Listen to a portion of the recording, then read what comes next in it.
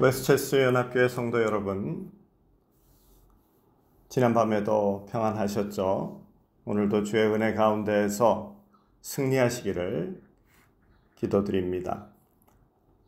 오늘은 목요일 7월 9일이 되어지네요. 오늘은 로마서 6장 1절부터 5절까지의 말씀을 함께 나누며 은혜 받기를 원합니다. 어제까지는 대표성의 원리에 따라 모두 정죄받게 된 인류, 그리고 연합성의 원리에 따라 믿음으로 구원받게 된 하나님의 백성들에 대해서 말씀을 나누었습니다.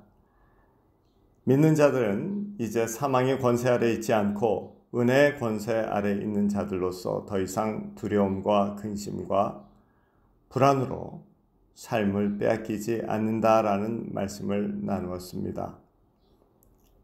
기독교는 연합의 종교라 해도 그리 틀리지 않습니다. 다른 사람들이 만들어낸, 무슨 신학자들이 만들어낸 그런 개념이 아니라 예수님께서 하신 말씀입니다. 요한복음 15장을 보면은 포도나무 비유가 나오죠. 이 비유에서 예수님은 포도나무이고 우리는 그 나무에 붙어있는 가지다라고 말씀하십니다. 연합의 개념이 되죠. 가지가 포도나무에 붙어있는 연합을 통해서 생명이 유지되고 열매를 맺게 되는 것과 같이 우리 믿는 자들도 예수님께 붙어있는 연합을 통해서 생명이 주어지고 또한 열매를 맺는 삶을 살게 된다는 개념입니다. 이 연합은 우리가 믿음으로 예수를 영접할 때 예수의 영 되시는 성령께서 우리 안에 임재하심으로 그리스도와 하나 되는 것을 말합니다. 오늘 말씀에서 그리스도와 연합했다는 것이 무엇인지를 구체적으로 설명해 주고 있습니다. 두 가지로 말씀합니다. 하나는 그리스도의 죽음과 연합이고 다른 하나는 그리스도의 부활하심과 연합입니다. 6장 5절에서 만일 우리가 그의 죽음과 같은 모양으로 연합한 자가 되었으면 또한 그의 부활과 같은 모양으로 연합한 자도 되리라 라고 말씀하시면서 믿는 자는 그리스도의 죽음과 연합 그리고 그리스도의 부활과 연합한 자들이다 라고 말씀하시죠. 먼저 죽음과의 연합입니다. 4절에서 우리가 그의 죽으심과 합하여 세례를 받음으로 그와 함께 장사되었나니, 장사되었다라는 것은 완전히 죽었다라는 의미가 되겠죠. 우리의 옛사람이 그리스도와 함께 십자가에 못 박혀 죽었다라고 하는 성경 말씀과 같습니다. 옛사람은 어제 말씀 나누었던 사망의 영향력 아래 있었던, 죄의 영향력 아래 있었던 예수 믿기 전의 상태를 말합니다. 사망의 영향력, 죄의 결과의 영향력 아래 있기 때문에 세상의 권세 잡은 자, 불순종의 아들들 가운데 역사하는 영, 즉 사탄 마귀의 꾀임에 넘어가게 됩니다. 그들은 우리 안에 불안과 두려움 그리고 교만을 조장하여서 자신들이 원하는 방법으로 우리의 삶을 붙잡고 끌고 가죠. 이 부분에 대해서는 나눌 말씀이 많기 때문에 다른 기회에 또 자세하게 나누도록 하겠습니다. 하여간 그리스도와의 연합은 우선 이런 옛사람의 죽음입니다. 우리나라 초대 교회 시절에 유명한 깡패로 살다가 예수 그리스도를 영접하게 되신 분이 있죠. 김익두 목사님입니다. 그분은 예수를 믿고 나서 스스로의 부고장을 낸 적이 있다고 합니다. 김익두 사망이라는 부고장을 사람들에게 돌리면서 자신은 이제 과거의 삶을 완전히 벗어버리고 새롭게 살기로 했다라는 말을 했다는 그런 유명한 이야기가 있습니다.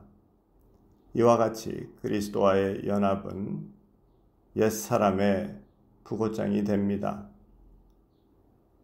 둘째로 그리스도와의 연합은 그리스도의 부활과의 연합으로 이어진다라고 말씀합니다. 5절의 말씀 중에 또한 그의 부활과 같은 모양으로 연합한 자도 되리라. 나중에 8절을 보면은 만일 우리가 그리스도와 함께 죽었으면 또한 그와 함께 살 줄을 믿노라라고 선포합니다. 그리스도의 부활과 연합했다는 것, 구체적으로 무엇을 의미하는 것일까요? 그 말씀은 하나님에 대해서 살아있는 자가 된다라는 말씀이 됩니다.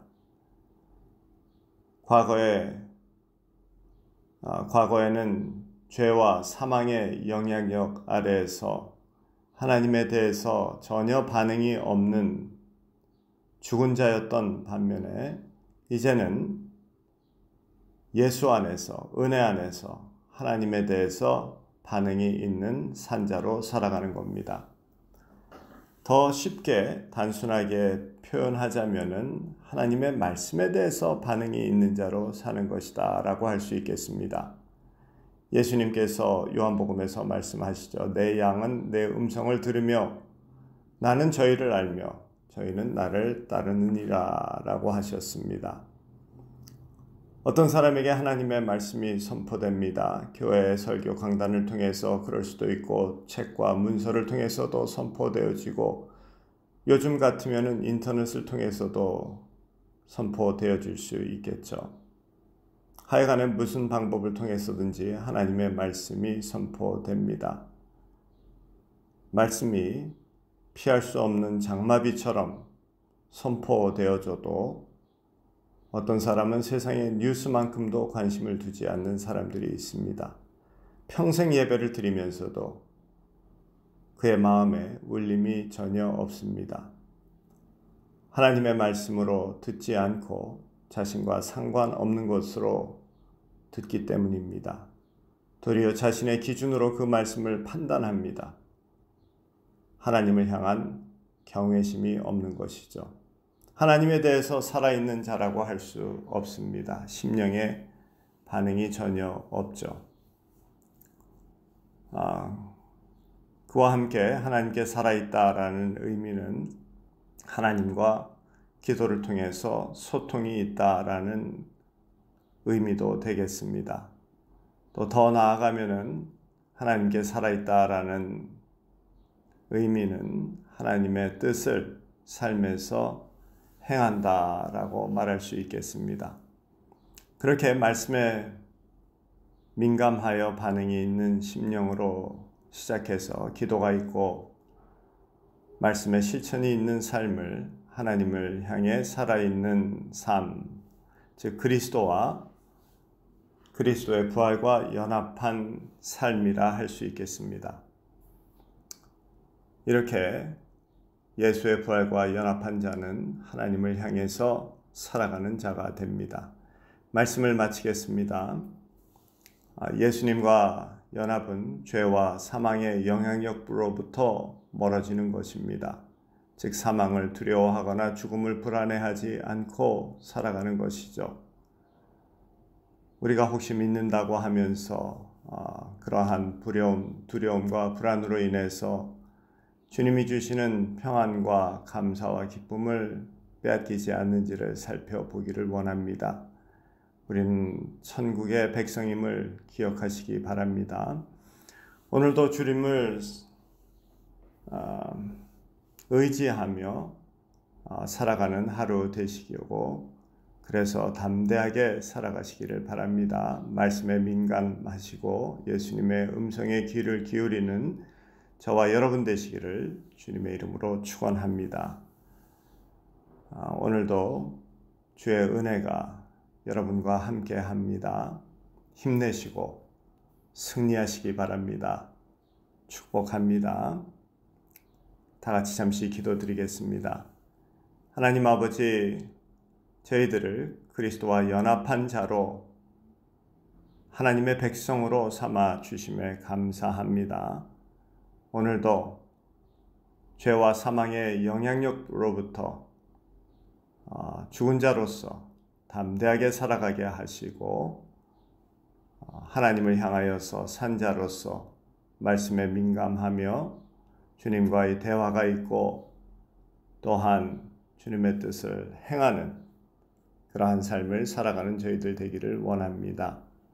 성도님들 오늘도 지켜 보호하여 주시옵소서. 주의 은혜 가운데에서 함께 하시고 불기둥, 구름 기둥으로 보호하시며 인도하여 주시옵기 바라옵고 간구합니다. 축복하며 우리 주 예수 그리스도 이름 받들어서 기도드렸사옵나이다. 아멘.